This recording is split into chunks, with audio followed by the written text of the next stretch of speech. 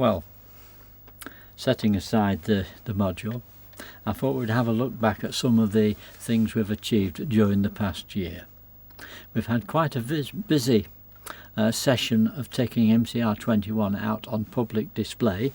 Our first one was quite a big one, a 2-day event at the National Motor Museum at Bewley, a very successful and useful event. That was followed by a much smaller event at the Anstey Park Alton Car Show. I'm looking down here because I've got the script down here, by the way. We haven't got an autocue.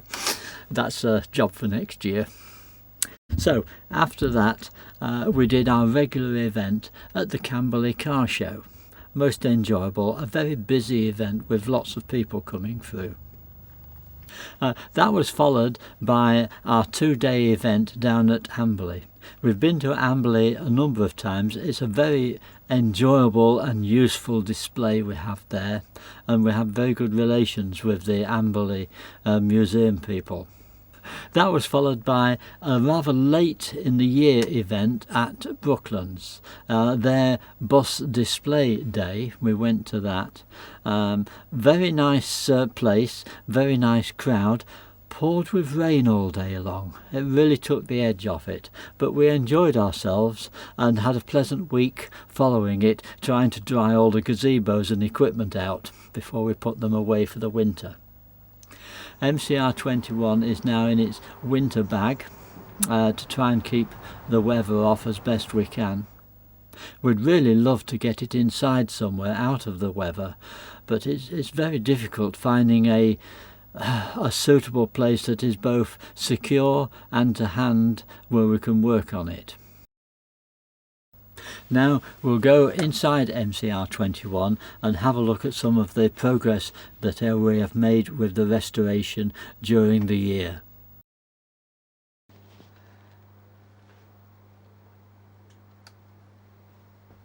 Well, here we are in the engineering area of MCR21, and as you can see, a lot of progress has been made. Here is the back of the monitor stack, which is very nearly complete. We're very pleased with this adjustable light. It's got a proper filament bulb in it, and it's nice and warm on a cold day. Here's the maintenance bench, and above it in the cupboard here we have got that essential piece of apparatus, the Avo 7.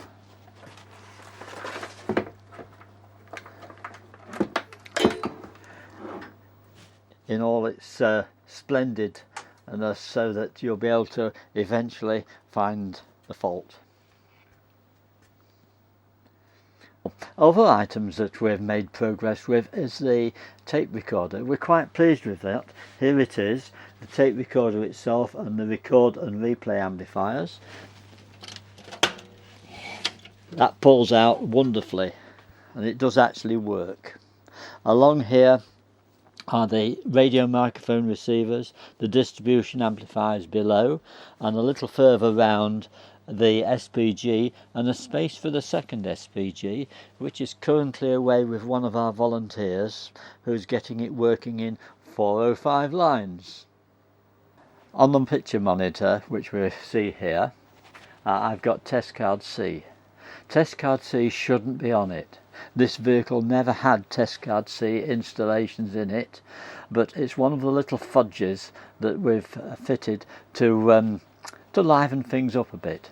Normally we would have displayed sawtooth, but because of the work which is happening in the production area, the sawtooth generator is disabled, so the only choice was test card C.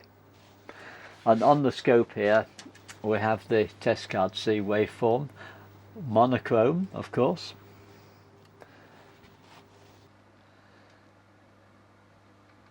Well, here we are in the vision control area, saw in hand. We've just been cutting the hole out for the sync and video pre-processing unit that fits in here. Here is a picture of it. It's easy to have a picture. Making the real one will be a bit more complex, and that goes in there, and the oscilloscope is mounted here. Get rid of that. And here is the front panel, which will go there just like that, and there's 3 BBC modules that go in there, and at the back of this there's a 1-volt calibrator unit which we call a Weaver box. So we are making progress there. We've removed the 2 Vision Engineers desks and a couple of oscilloscopes to give a bit more working space. And there's lots of sawdust. Oh, it's Christmas, it's snowing!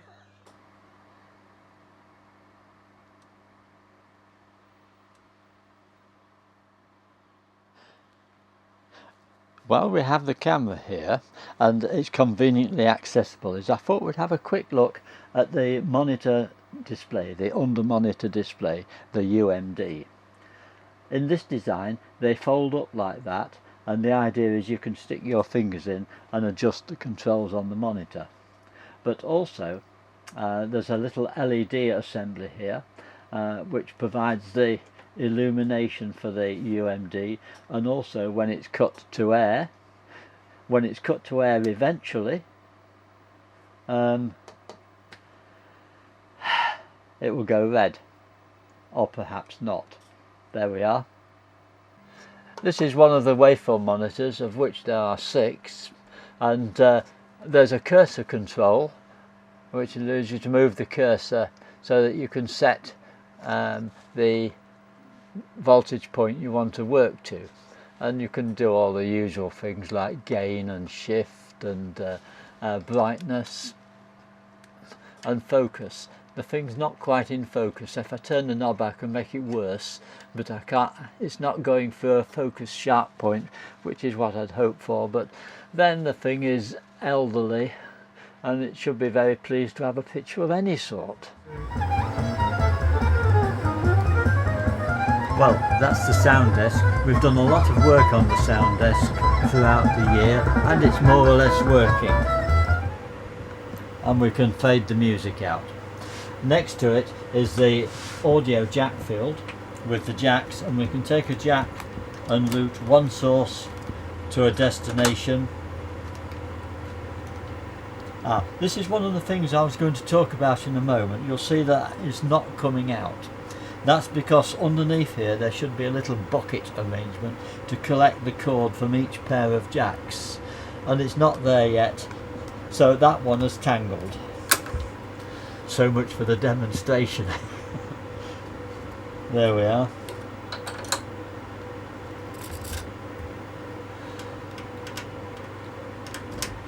That's the jack field.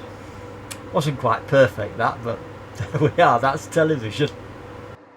Well, one of the things we discovered whilst working on the sound mixer is it's not quite as it was made. There are some modifications. On this rather complex block diagram here, in red, you can see the changes that has been made during its life. And as I say, this is a complex diagram, so we made a simplified version for the help of us hyper-intelligent engineers who appreciate a simplified block diagram. There we are. As you see, we were working on the middle section, and the whole van is in a certain degree of disarray.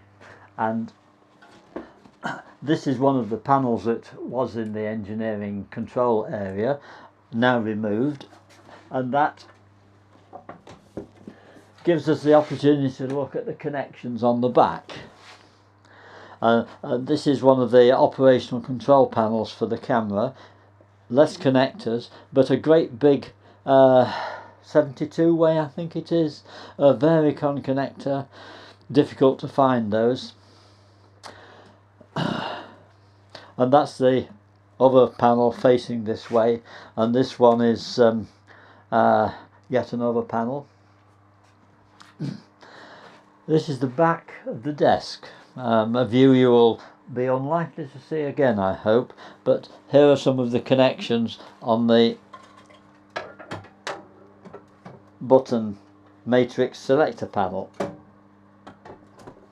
At the bottom of the pile here is the oscilloscope, which will go back into the space between the two Vision engineers' desks down there when we get it all back together. Now we'll say a few words about the restoration plans for the forthcoming year. We're currently working on the scope pre-processing unit. We've got a hole cut in the monitor stack to accommodate it, and when that's done we're going to have a crack at the Vision mixer. The Vision mixer is quite a big job. It's all there, but it hasn't had signals for it for perhaps a third of a century, so there's bound to be a lot of work required.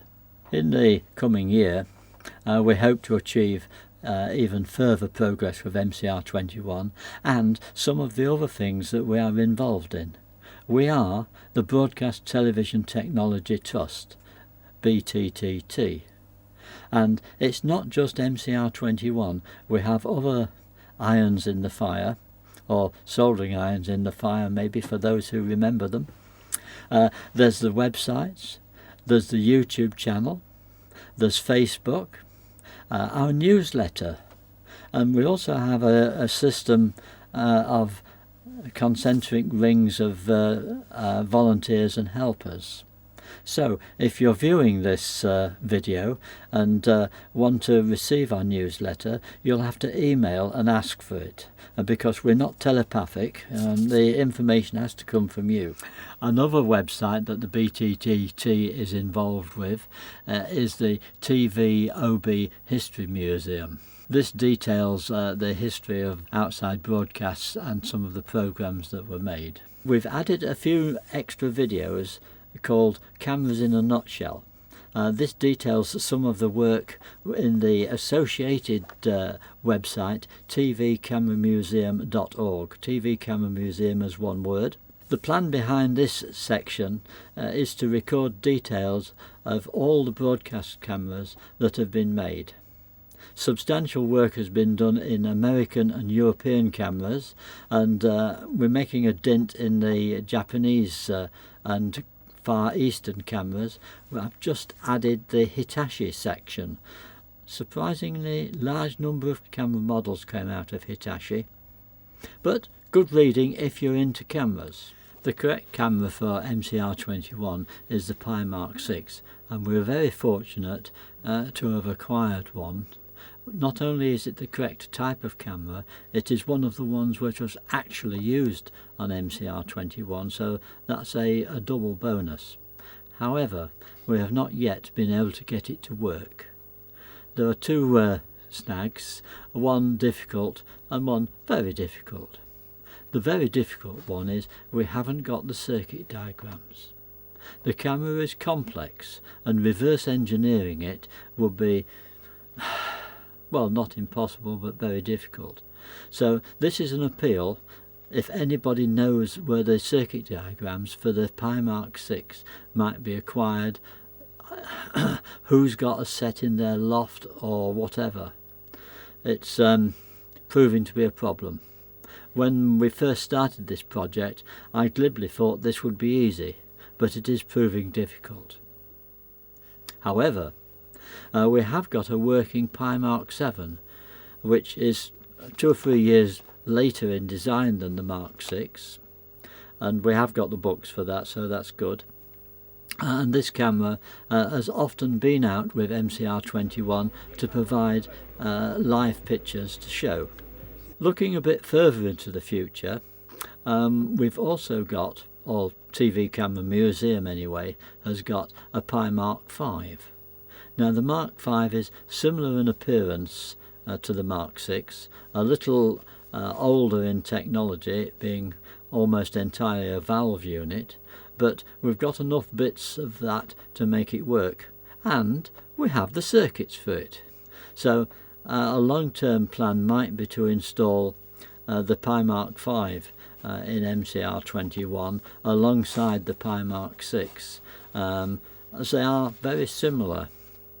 And interestingly, with the Mark 5, Mark 6 and Mark 7, it does show the development of TV cameras over a relatively short period, how the cameras went from being all valve to a mixture of valve and solid state, to the Primark 7, which is entirely solid state. So it is interesting from a nerdy engineering point of view to contemplate the speed of the development there. Well, I'd like to express the thanks of myself and the Trust to all our volunteers who have worked to produce a very successful year. We've had a number of outings very successfully, even the last one where the rain rained but didn't spoil the day. So thank you very much, and a Merry Christmas to one and all.